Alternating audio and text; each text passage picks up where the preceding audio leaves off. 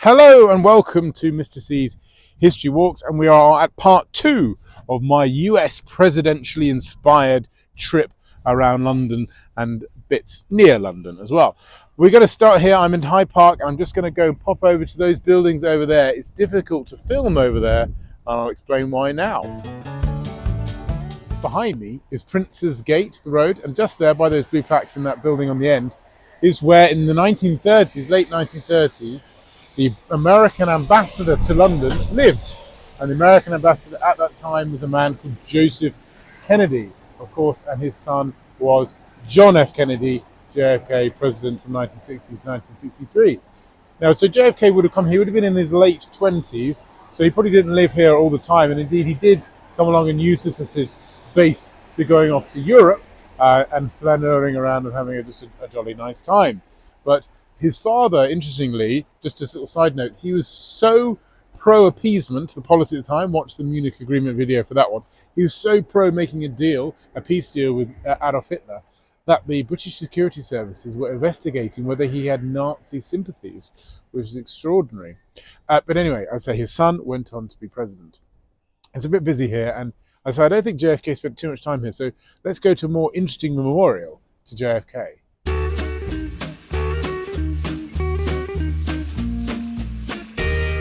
Just outside London, in a place called Runnymede, is an extraordinary memorial to a US president, John F. Kennedy, JFK. He has a memorial here, just in the woods here, as we have a look up. Let's go and see what's going on, because I have to go uphill a little bit, and in fact, I have to travel up 50 steps. Of course, there are 50 US states. Each step represents a US state.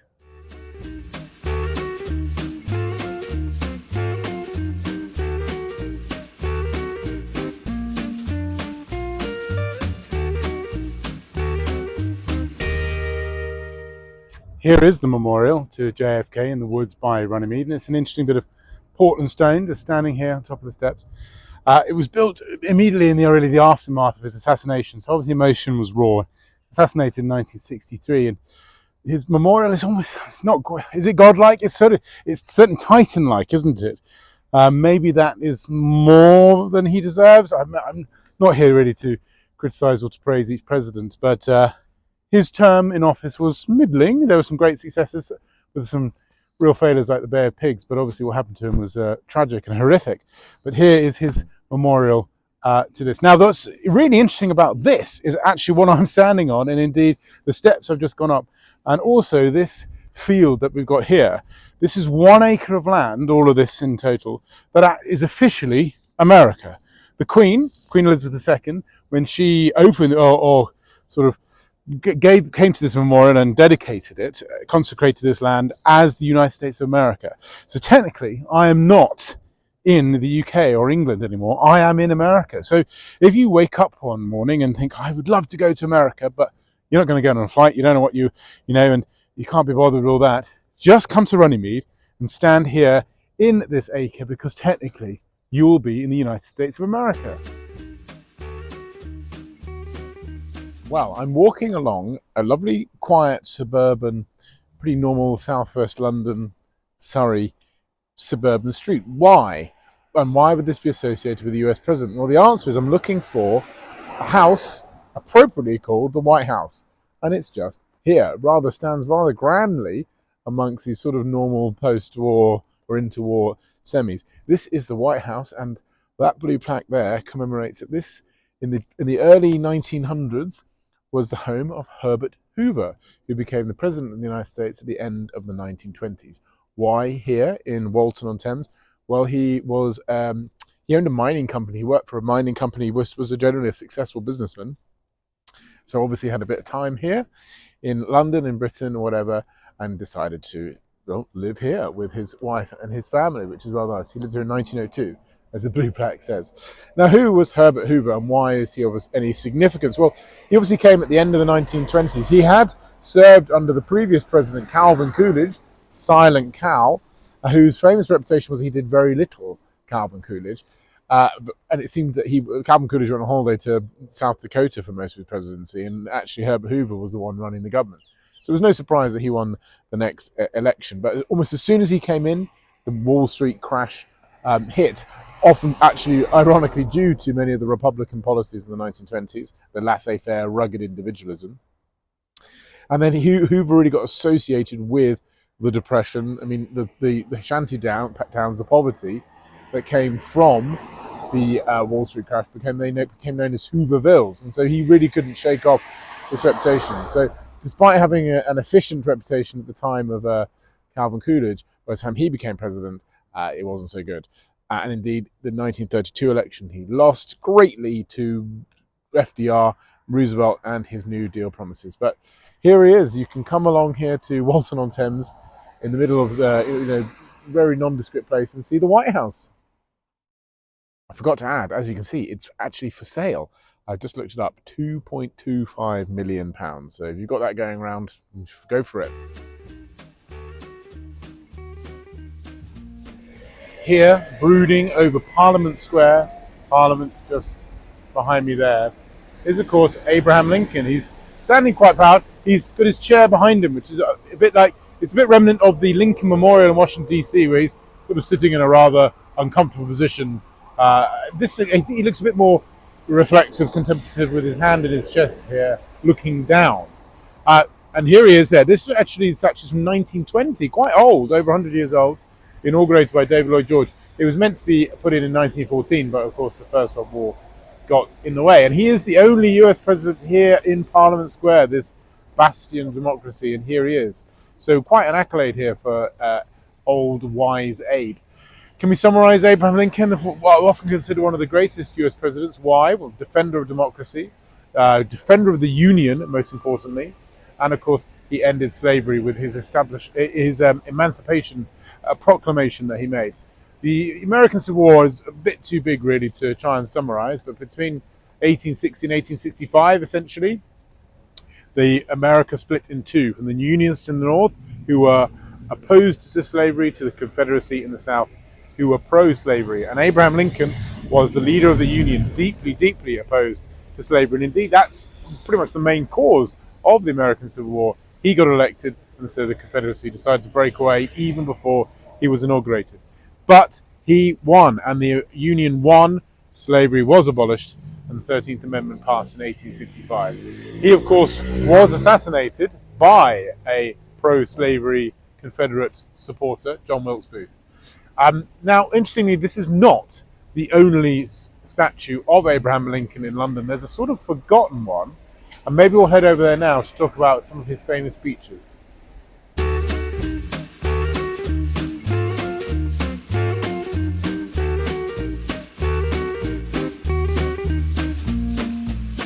Here at the Royal Exchange, you can get much more up close and personal to President Lincoln. Here, looking forlornly, perhaps kind of forgotten in a bit of a corridor here. But looking at this reminds me a bit of what I was talking about, how he protected his reputation of protecting and valuing democracy with that Gettysburg Address. You know, government of the people, by the people, for the people. And I think it's good that he's sort of commemorated here. It's slightly forgotten, perhaps, but he has two statues in London.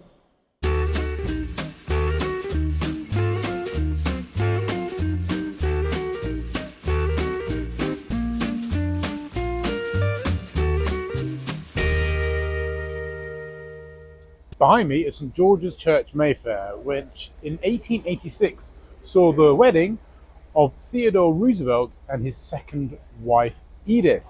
Why London? Well, this is something we can't quite figure out, really. He happened to be in London. Most importantly, Edith, his new wife, was in London about to start her grand tour, and indeed their honeymoon was on the grand tour. So perhaps they thought, well, let's get married before we go off on this nice adventure together. Fine. Now, Theodore Roosevelt, Teddy Roosevelt, had been married before to Alice. She had died, and he had escaped to the Badlands of South Dakota, and he was a New Yorker through and through, and so was his first wife. And maybe he didn't want to get married in New York in association with that, or whatever the case. But this is where he came to get married. Interestingly, the Prime Minister Asquith also got married here. Maybe this is the only church, or place even, in the world where the US President and a British Prime Minister have ever got married. I don't know if that's true, but I'm calling it. Anyway, fine. Right, who was Teddy Roosevelt then? Well, he was Vice President first to William McKinley. William McKinley was shot in 1901. So Theodore Roosevelt assumed the presidency. He's the youngest president ever, 42 years old, to assume the presidency. And he came in. Now he's got a bit of a mixed reputation. Great part of it is he created the National Park Program. The amazing United States National Park Program owes itself to Theodore Roosevelt. He also really shaped the modern presidency. The term "the bully pulpit" is often applied to Theodore Roosevelt, where he was a man in a rush, man who wanted to get things done, and so would bully the Congress to do what he wanted to, which has very much shaped US presidents of the 20th century. Maybe that's a negative thing as well. His foreign policy is often criticized as well for his dealings with the building of the Panama Canal, etc. He also had an interesting post-presidency. He decided not to run for election and supported his vice president, or his successor, Taft, William Taft, the fattest US president, to come to power. And then Theodore Roosevelt went off on a big African safari where he nearly died. And he came back and he actually formed his own political party to fight Taft again at the 1912 election. And it really did split the Republican vote, ushering Woodrow Wilson to come in, who of course was the president in the First World War. So an interesting guy, I think, Theodore Roosevelt, but he came here and he got married here in London.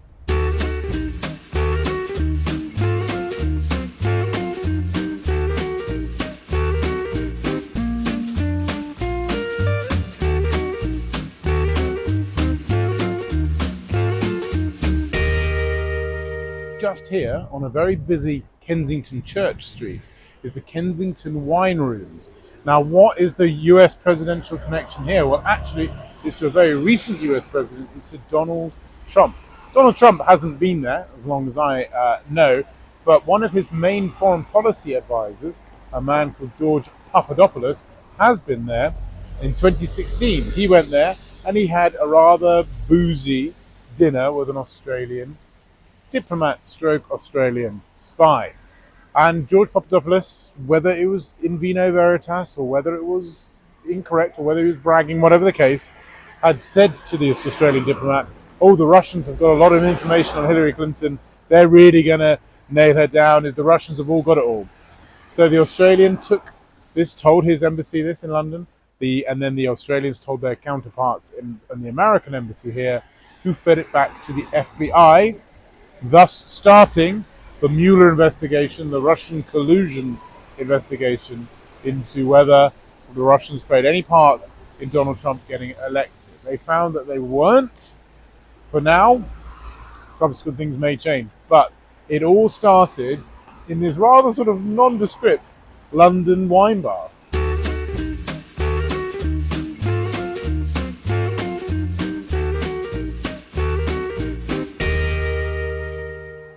I'm here outside the Three Frogs pub, which is in Wokingham, which I admit is not actually in London, so just outside London near Bracknell, by this rather busy road just off the M4.